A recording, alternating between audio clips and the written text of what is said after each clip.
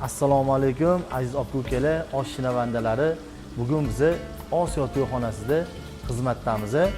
Va xolisa oshimiz soat 7 ga tayyor bo'ladi. Ish jarayonlarini ko'rib boringlar. Bismillahirrohmanirrohim. Osiyo to'yxonasini hamma yaxshi biladi. Oldin bu yerda o'tinda bo'lardi. Hozir mana gazlarni o'rnatib, ancha oshpazlarga sharoitlarni zo'r qilib qo'yishibdi. Bismillah.